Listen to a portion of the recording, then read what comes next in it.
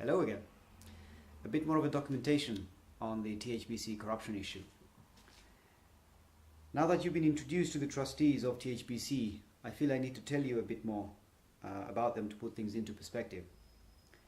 Some of you may be wondering whether I had taken the time to speak to these guys before going public, as their letter to me would suggest otherwise, and why I had not done something years ago. As I've already said, until these guys got together and decided to appoint themselves as trustees some years ago and turn things ugly, people were playing by the rules to a large extent in how things were managed. Until then, it was all a question of competence rather than disgust. But since then, very few members turned up to the AGMs, which is the ideal place to discuss this type of issue. And the only place where I could talk about any of these things was the committee meetings, where I always spoke my mind but never got far with the things that mattered. So the only way I could do anything about this was to come out of the committee and talk from outside the group, hence my stance. At the beginning of 2015, I decided to change how things were done at the club, as things could not be allowed to carry on the way they were. So while the trustees continued with the meetings and discussions I've already highlighted to you, I was talking to various people within the club who understood the problems to see if they would speak out. Unfortunately, none could bring themselves to be seen to be opposing these guys. Skipping a lot of the things now, some of which you already know about, including the meeting to stop me bringing kids to the club so that people like Abdul can continue to enjoy quality time on the course. I vented my frustrations at the chairman a few times, but he kept giving me the excuse that he was only going along with the majority of the committee. Note that I had not yet looked into who was in the trust and that I had only been told that one existed, and for the sake of good relationship I had not insisted to see any evidence until now. I approached the secretary and asked him a few questions around all this. I asked if he had seen the constitution and whether he had a copy. He replied that he hadn't seen it but believed that one did exist.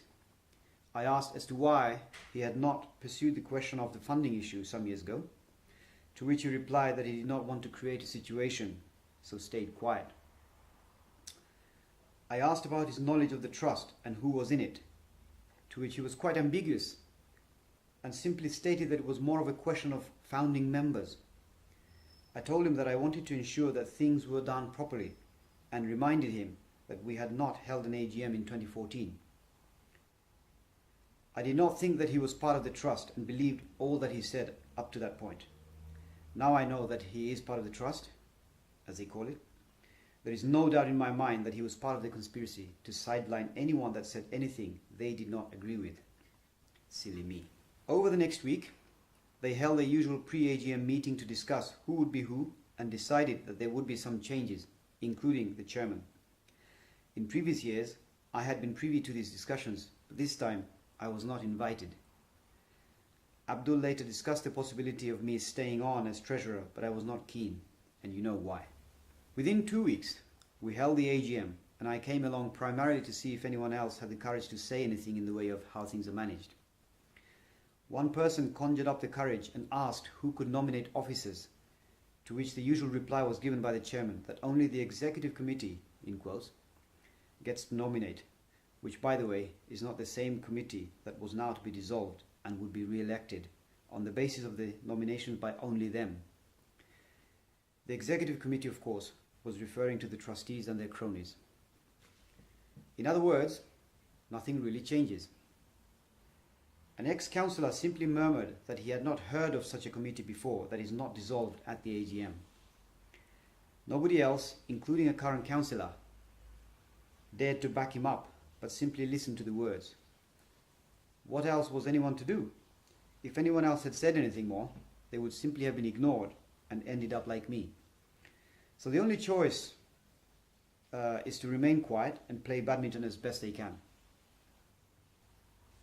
I declined to take on the position of treasurer as I knew that there was no value staying in the committee while the THBC Illuminati, which I believe is a better term for these guys rather than trustees, continued to hold the fictitious power, do whatever and to whomever they pleased.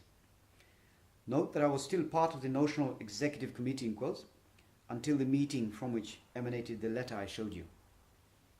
The new chairman, Amirul Chaudhry, should be thankful that I started all the noise which caused Big Brother to step down and allowed somebody else to be chairman. I need to clarify, however, that even though the new chairman signed the letter that dismisses me from the club simply for speaking out about the problems which no reasonable chairman would do, I do believe that in different circumstances he would have handled things a bit more diligently. He is obviously quite proud of being THBC chairman, as within 2 weeks of becoming chairman he advertised his success in local Bengali newspapers.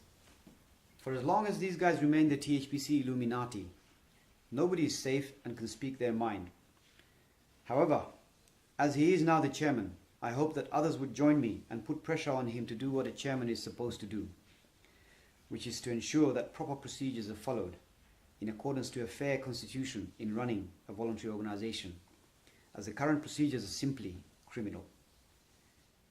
Only then could people concentrate on the true values of sport. These guys are shameless and ignorant, and I don't intend to let off anytime soon in getting others to see it too. See you soon.